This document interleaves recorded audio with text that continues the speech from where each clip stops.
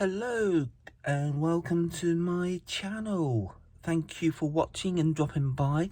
I hope you subscribe below by pressing the button and like it and share it. That'd be absolutely brilliant. Today I'm going to show you a technique that I picked up in the latest issue of Simply Cards and Papercraft. I thought it was really good. So, and if you turn to page 10, it's done by a girl called Nicky Gilbert, who's a regular, she writes regular articles for the magazine. I'm going to do this bit here, and it's another way of using stencils, and I thought it was really, really good. So that's what I'm going to do. So we're going to start off by obviously having a stencil.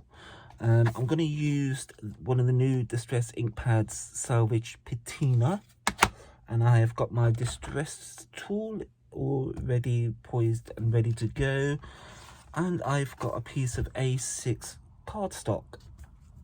So we will begin by getting my non-stick craft mat, my ink, and my blending tool, and a bit of tissue just to protect my hands. And let's see what happens. So we'll begin by just covering the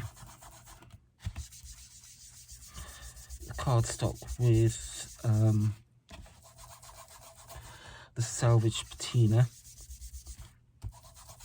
Now the secret here with this is you want a pretty good covering, because when it's, as Nicky says in her article, it's a faux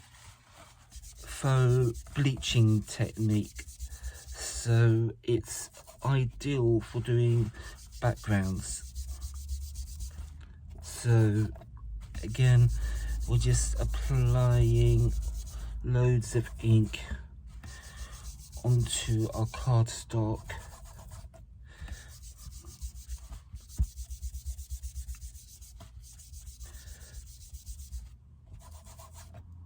So you've got a nice, even, quick coating.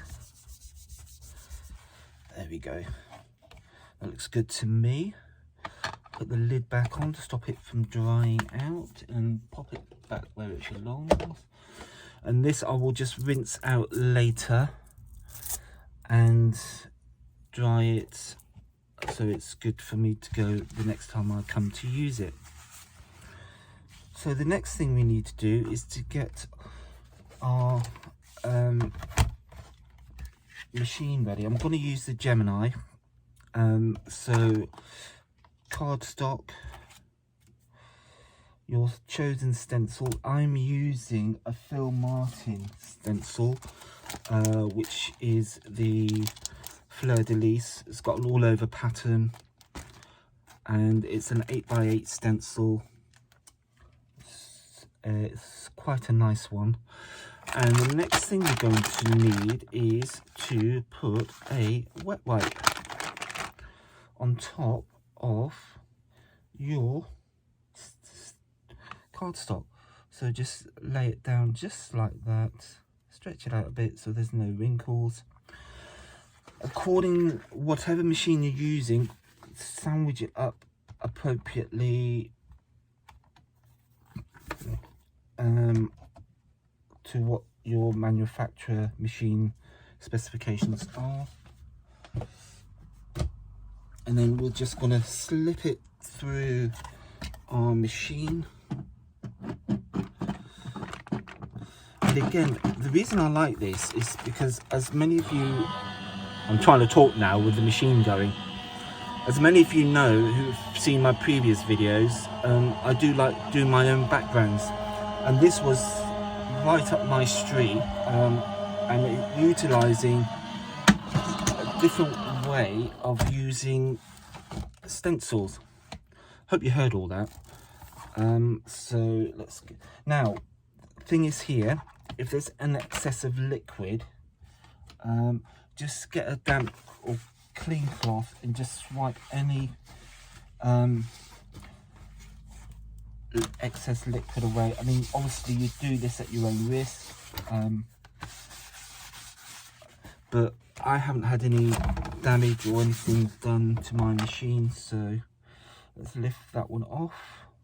You ditch that and then lift the stencil off, and there you have your technique. Now the thing is here, once you got to that stage, put all your stuff for your machine away.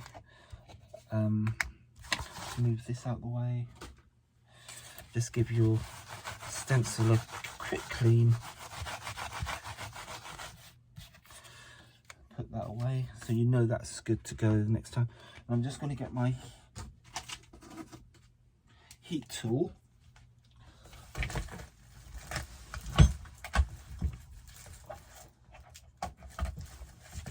Plug that in, and excuse the noise, but we're just going to quickly dry this. Now every time I've done this, I've always got a different result, which is quite good actually, because it means that no two will be the same.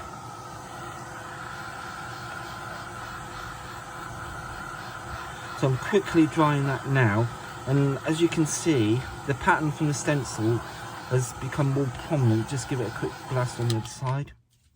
That can go back. So there we go. Using your stencil. Now these are some of the ones I've done earlier. Again, using the same stencil and a slightly different result. I've even done a Christmas one. So with a holly circle. And I've done this one with the actual stencil that came free with the magazine, and that came out pretty good. That was quite nice. And then crackling campfire, again with the Phil Martin Fleur de Lis stencil, as you can see. So you've got all these different backgrounds that you can use. Now the one thing I will say, it didn't work all that good with Distress Oxides, I felt. So that was the normal Distress ink. I think that was the New Forest Wilderness one. But with the oxide, it kind of like paled. So I mean, it's good, you can still use it, and it's still embossed, but not as good as some of the others. So there you go. There's another way of using your stencils. And thanks to Nicky Gilbert in the Simply Cards and Papercraft magazine for showing me that in the article, and I hope she doesn't mind me sharing it with you and showing you how it's done. Okay, thank you, and I hope you subscribe below and like my channel. Thank you very much. Thanks for watching. Speak to you soon. Bye.